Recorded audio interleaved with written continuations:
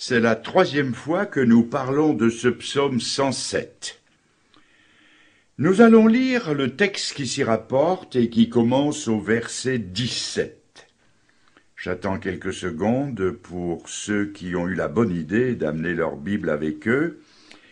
Moi-même, j'ouvre la page et c'est au verset 17, à partir du verset 17 que nous lisons. Les insensés, par leur conduite coupable et par leurs iniquités, s'étaient rendus malheureux.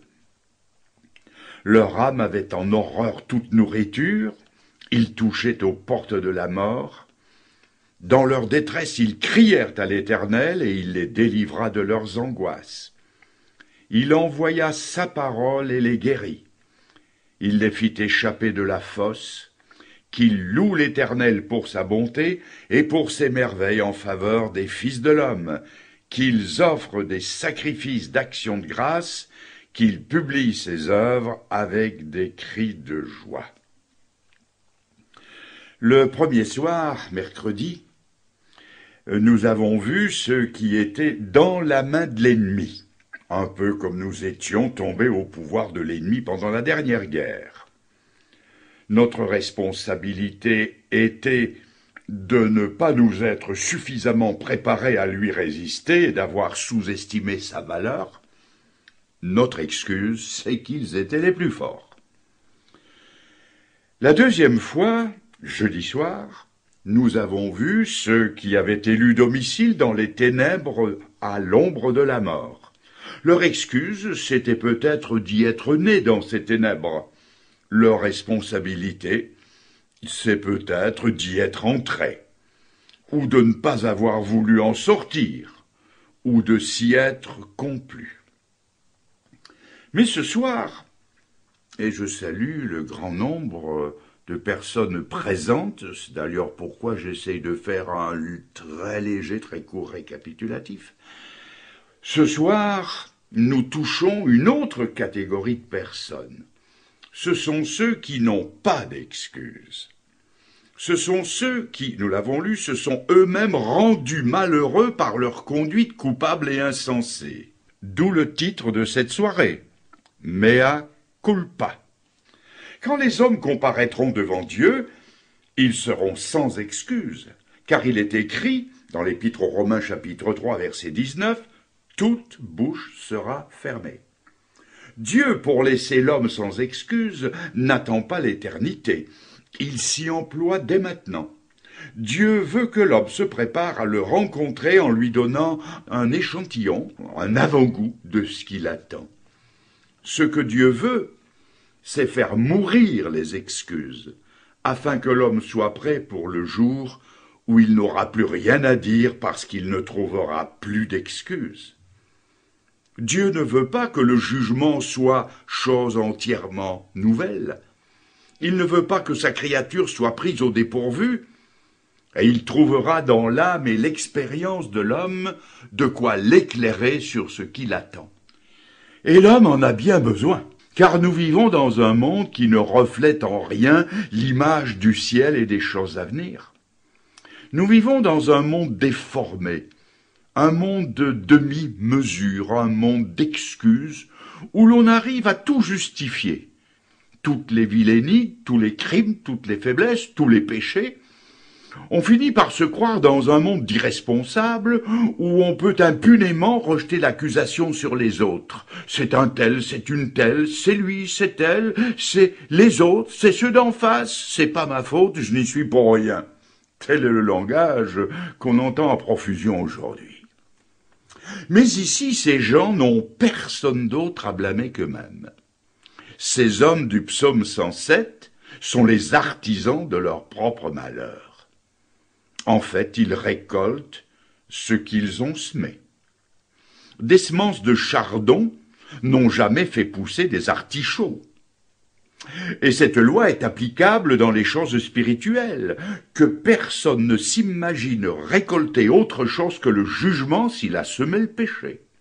Regardez le fils prodigue de la parabole bien connue, il ne peut s'en prendre qu'à lui-même.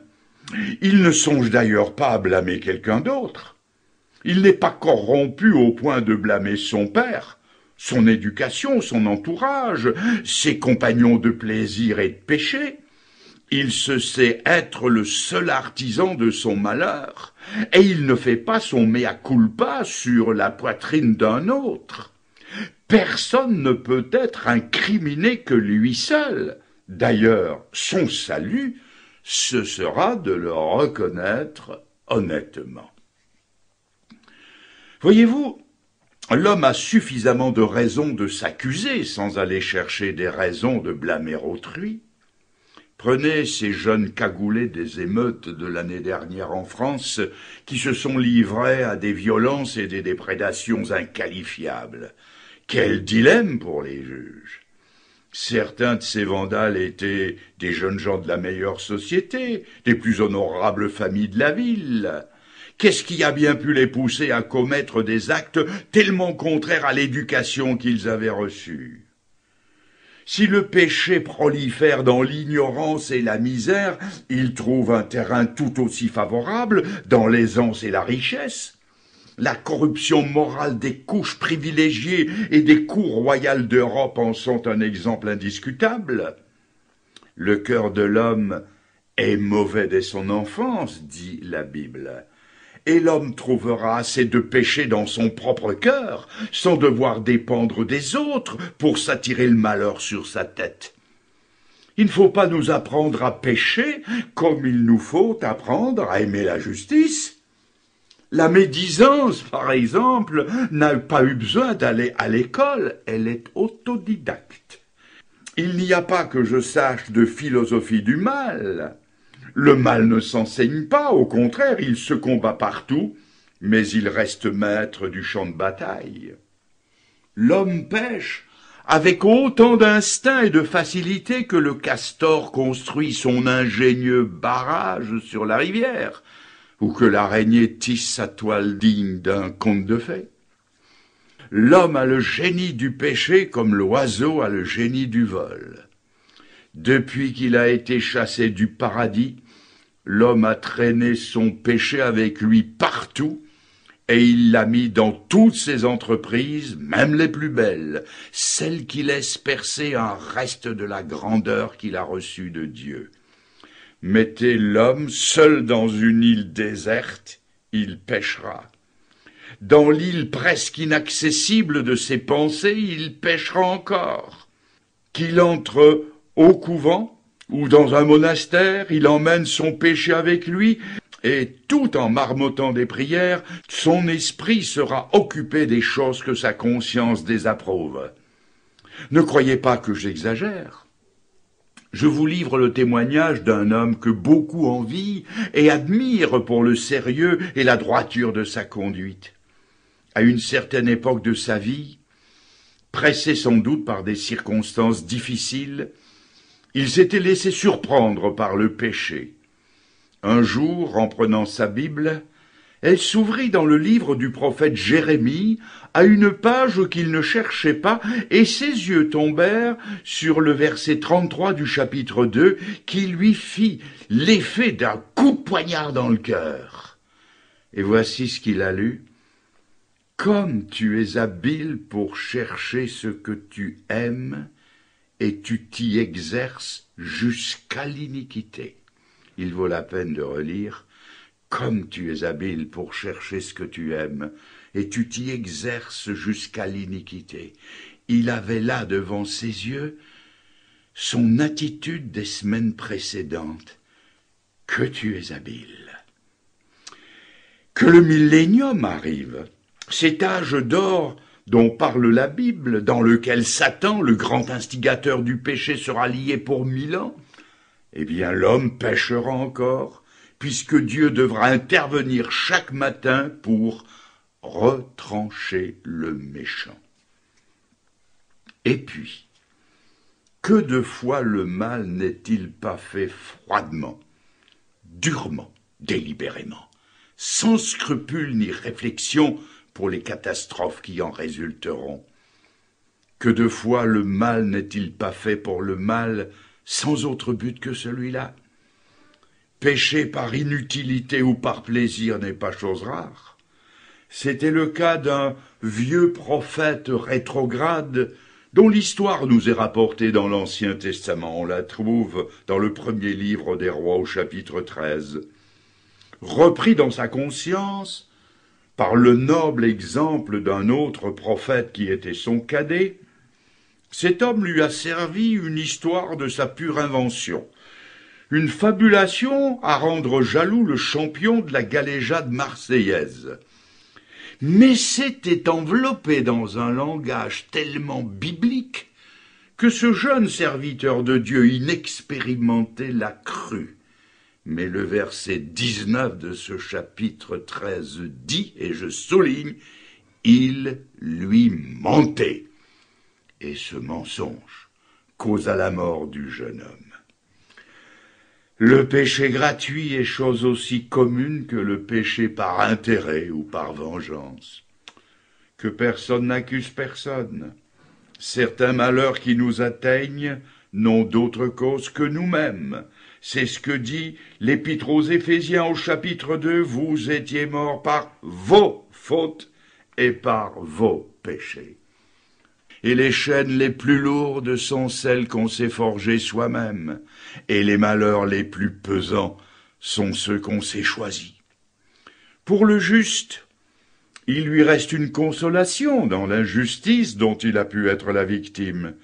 Mais, je vous le demande, quelle consolation reste-t-il pour celui qui est victime de sa propre injustice ou qui est pris à son propre piège? Le malheur, voyez-vous, c'est que nous avons sur le mal une sorte de courte vue.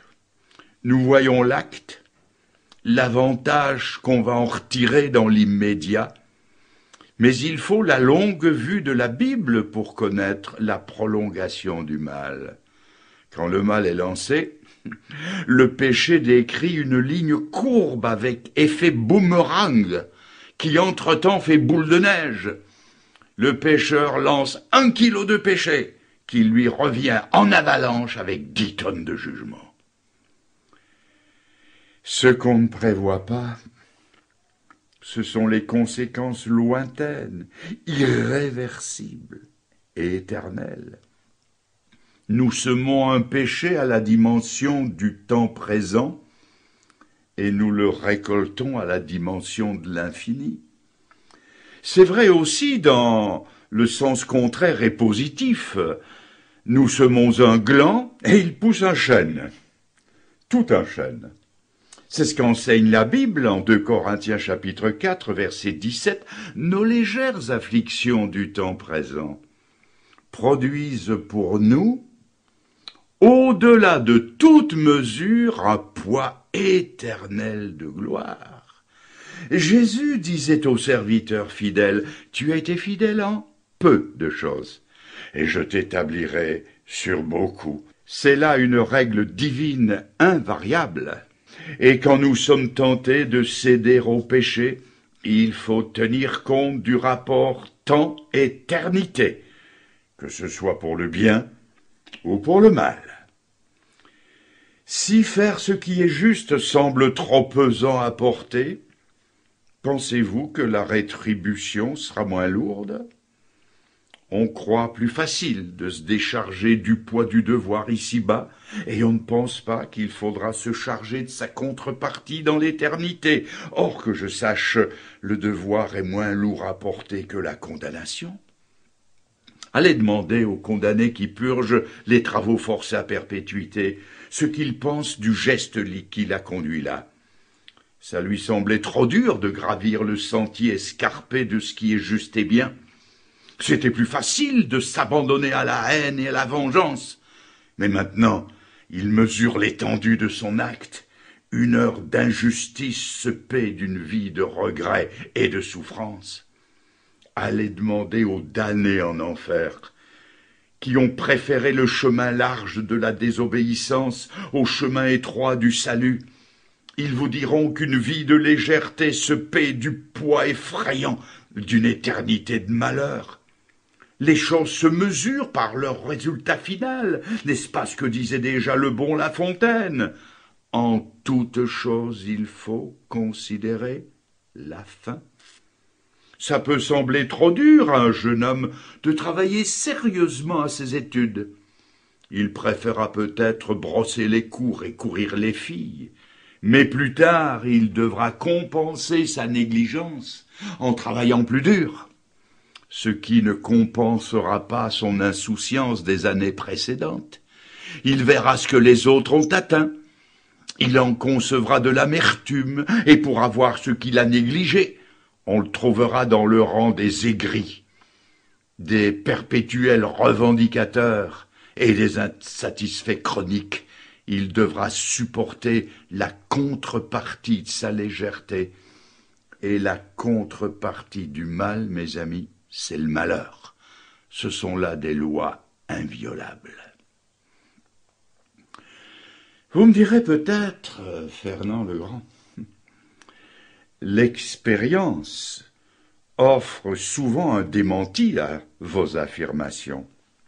Vous me direz, moi j'ai vu au contraire le mal rapporter gros, créer la richesse et donner du renom. Le psaume 73 l'avait dit avant vous, avant nous. Je vais vous lire un extrait écrit il y a 3000 ans. Je lis.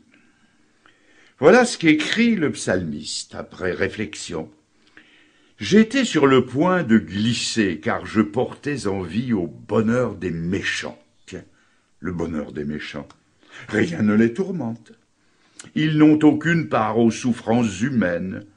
Ils ne sont pas frappés comme le reste des hommes. Aussi l'orgueil leur sert de collier. Les pensées de leur cœur se font jour. Ils raillent et parlent méchamment d'opprimés. Ils profèrent des discours hautains. Leur langue se promène sur la terre. Ainsi sont les méchants, toujours heureux. Ils accroissent encore leur richesse. C'est donc en vain que moi j'ai purifié mon cœur, que j'ai lavé mes mains dans l'innocence. Chaque jour je suis frappé. Tous les matins mon châtiment est là. Quand j'ai réfléchi là-dessus pour m'éclairer, la difficulté fut grande à mes yeux, jusqu'à ce que... Et voici la fin, les versets 11 à 19.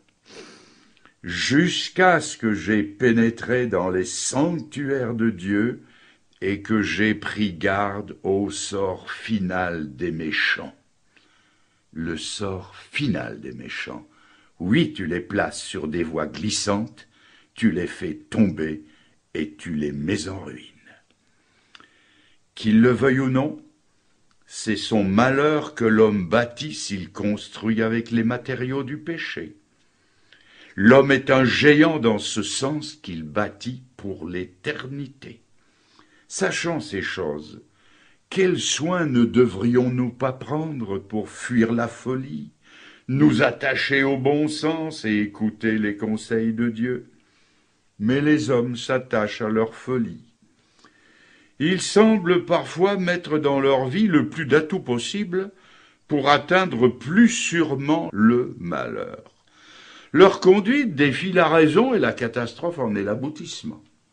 En Charente-Maritime, dans cette région côtière où se fait sur une grande échelle la culture des huîtres, chaque ostériculteur possède son bateau.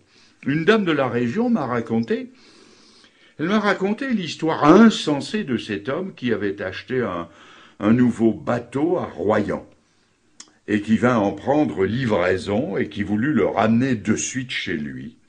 Quelques amis l'accompagnaient. C'était le moment le moins favorable, la marée descendante.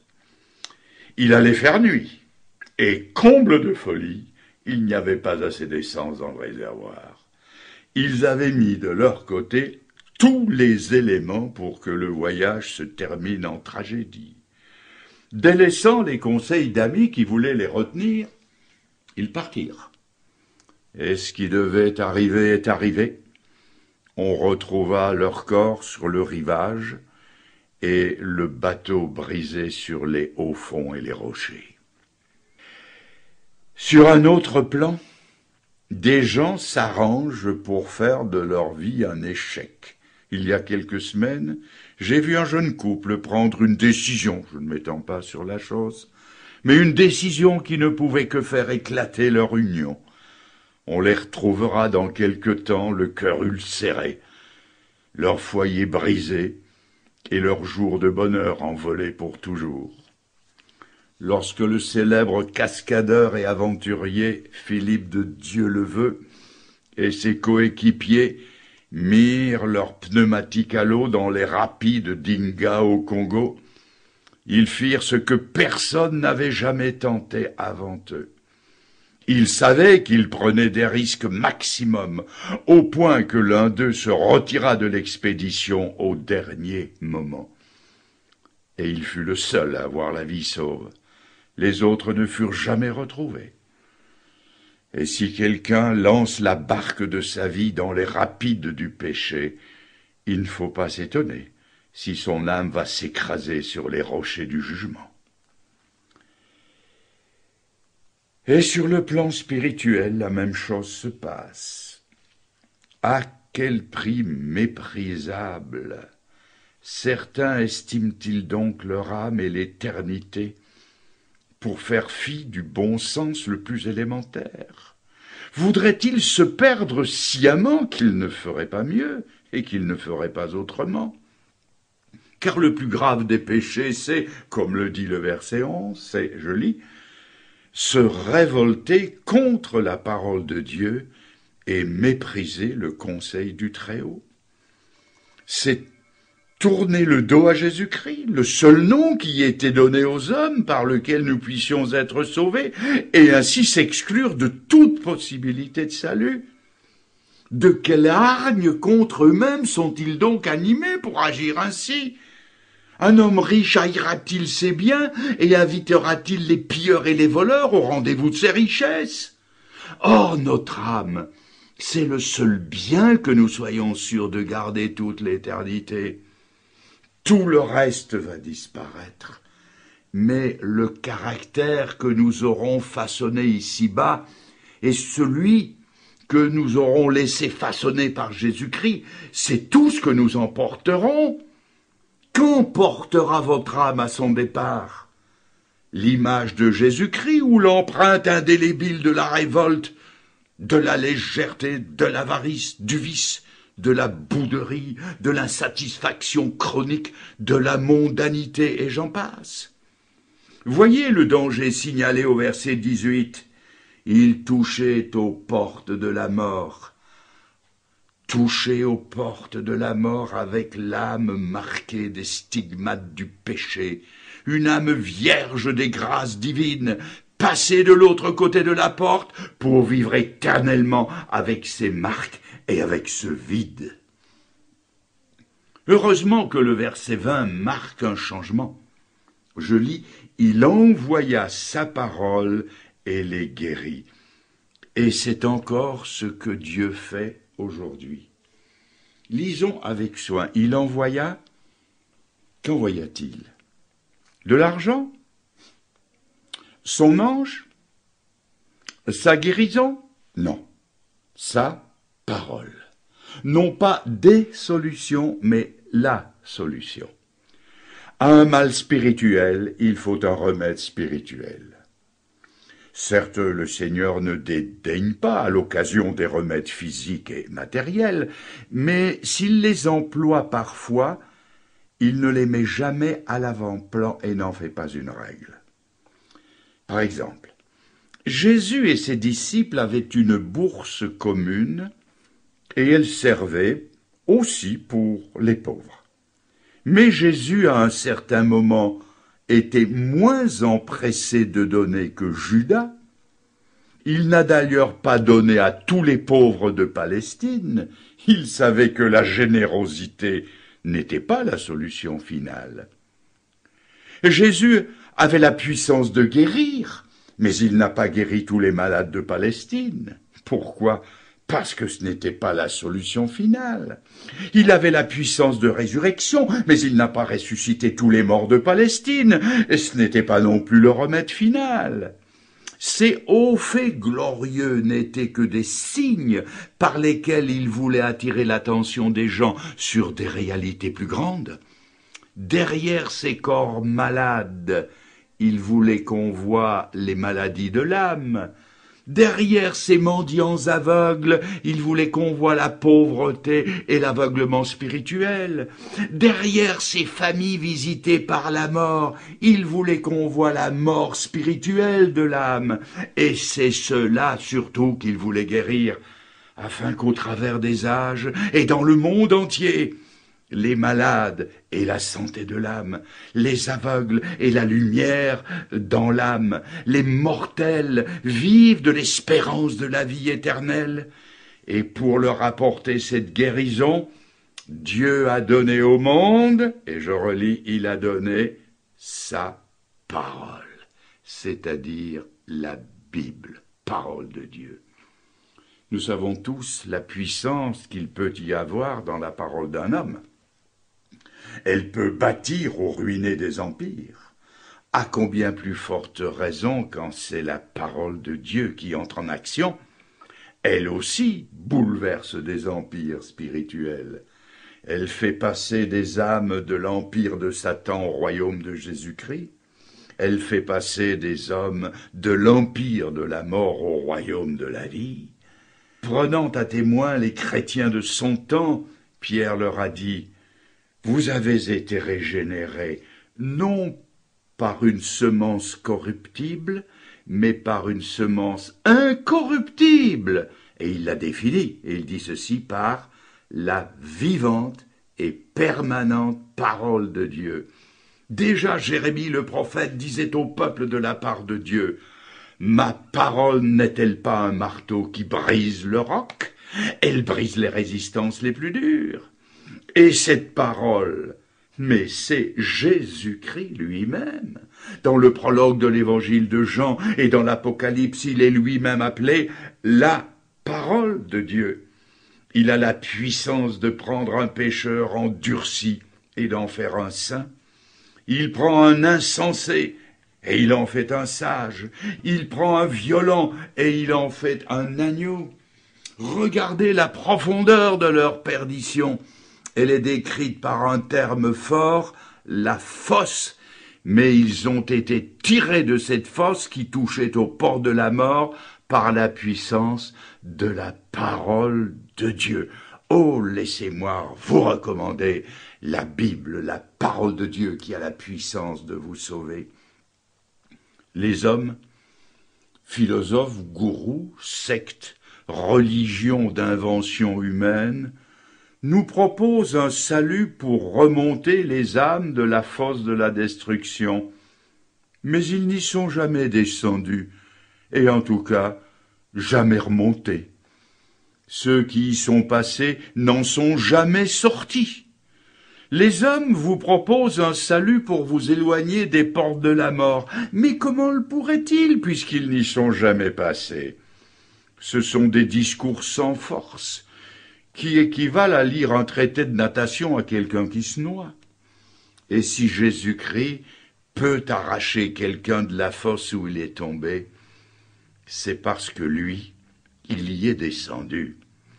S'il peut éloigner quelqu'un de la porte de la mort, c'est parce que lui, il y est passé victorieusement lors de sa résurrection.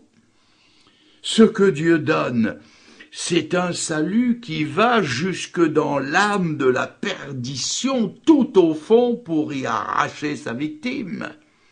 Jésus-Christ est entré au cœur de nos problèmes, parce qu'il est entré au cœur de nos péchés. Il peut nous en sauver parce qu'il les a pris à son compte et les a expiés, ce qu'aucun homme, aucune philosophie, aucune morale ne pourra jamais faire, tandis que lui, il est venu là où nous étions. Ce péché que nous avions semé, il en a porté la récolte écrasante sur la croix. Le salaire du péché, c'est la mort, et il en est mort, lui qui ne devait pas mourir, parce qu'il n'avait pas péché, mais il a pris nos péchés. Il est pour l'homme perdu ce que la cage est pour les mineurs de fond dans nos houillères, l'instrument du salut qui descend au fond de la mine, où les hommes sont, et qui les prend en charge et les remonte à la surface. Je veux maintenant vous poser une question. Elle est difficile à poser, Il ne vous sera pas facile de répondre. Mes amis, dans quelle fosse êtes-vous tombés? Vous me direz peut-être, Fernand le Grand, après ce que vous avez dit, je ne veux pas blâmer les autres, mais oui, je sais. Je sais ce que vous allez me dire. D'autres vous y ont fait tomber dans la fosse. C'est plausible, car cela aussi est écrit dans la Bible. Jésus a dit, « Si un aveugle conduit un autre aveugle, ils tomberont tous les deux dans la fosse. » Peut-être vous êtes-vous laissé conduire aveuglément par quelqu'un qui n'en connaissait pas plus que vous. Vous avez ajouté foi à des choses que vous n'avez pas vérifiées pour savoir si elles étaient exactes. Vous n'avez pas fait comme les gens de la ville grecque de Bérée, dont il est rapporté favorablement, et je vous lis, ils examinaient chaque jour les Écritures pour voir si ce qu'on leur disait était exact. Ne seriez-vous pas tombé dans la fosse mentionnée dans le psaume 7, versets 15 et 17? Le méchant prépare le mal. Il ouvre une fosse, il la creuse pour un autre, et il tombe dans la fosse qu'il a faite. Son iniquité retombe sur sa tête, et sa violence redescend sur son front. Ne vous est-il pas arrivé de maudire quelqu'un en secret, de lui avoir souhaité de rater ses examens, de perdre sa place, de se casser une jambe? Et voilà que c'est vous qui y êtes tombé dans la fosse creusée. La Bible dit encore, « Celui qui creuse une fosse y tombe, et la pierre revient sur celui qui la roule, même si cette fosse n'était creusée qu'en pensée. » Dans quelle autre fosse peut-on tomber? Oh, je n'ai pas de nom à vous proposer, mais je sais que, quel que soit son nom, Jésus-Christ y est descendu, car voici comment il exprime, lui qui était sans péché, toute l'horreur de sa prise de contact avec nos péchés. On trouve ça dans le psaume 69, psaume prophétique. « Je suis tombé dans une fosse, j'enfonce dans la boue sans pouvoir me tenir. » La croix de Golgotha a été pour son âme sainte un gouffre d'iniquité dans lequel il est descendu. Lui qui n'avait pas péché, il a été fait péché pour nous, dit 2 Corinthiens 5, verset 21. Il a pris notre place dans la condamnation pour que nous puissions prendre la sienne devant Dieu, pour que nous puissions dire avec le psalmiste, psaume 40, verset 3, « Il m'a retiré de la fosse de destruction, du fond de la boue. Il a dressé mes pieds sur le roc, il a affermi mes pas, et il a mis dans ma bouche un cantique nouveau. Voici ce qu'il peut, voilà ce qu'il peut aussi faire pour vous, ce qu'il a fait pour moi. Mais cette puissance qui émane aujourd'hui encore de la parole de Dieu, si elle est surnaturelle, et elle l'est, elle n'a cependant rien de magique ou d'automatique. La puissance de l'Évangile dans une vie est liée à sa réception. Dieu a envoyé son Fils dans le monde, mais le monde n'a pas été guéri pour autant. Pourquoi? Parce que il est écrit dans le prologue de Jean, chapitre 1, versets 10 et 11, parce que le monde ne l'a pas reçu. Le salut est lié à la réception, comme au psaume 107, ils crièrent à l'Éternel et ils furent sauvés. Et sauvés vous serez si vous recevez le Sauveur dans votre vie. Le médecin Luc nous rapporte au chapitre 23 de l'Évangile qui porte son nom que 2 malfaiteurs tombés dans la fosse des condamnés à mort ont subi la terrifiante sentence de la crucifixion. Si profond était leur endurcissement qu'ils maudissaient celui qui était crucifié entre eux deux. Mais l'un d'eux a tout à coup mesuré l'abîme éternel dans lequel il allait tomber, et il s'est produit en lui un revirement à 180 degrés. Il a repris l'autre pour ses injures et ses blasphèmes, et il lui a dit, « Ne crains-tu pas Dieu, toi qui subis la même condamnation? Pour nous c'est justice, nous recevons ce qu'ont mérité nos crimes. Mais celui-ci n'a rien fait de mal, n'a rien fait qu'il ne se dût faire. » Il se tourna alors vers Jésus, qui à côté de lui expiait ses fautes à sa place, et comme ceux du psaume 107, il lui adressa le pathétique SOS de son âme. « Seigneur, souviens-toi de moi quand tu viendras dans ton règne. » Et lui aussi fut délivré de ses angoisses.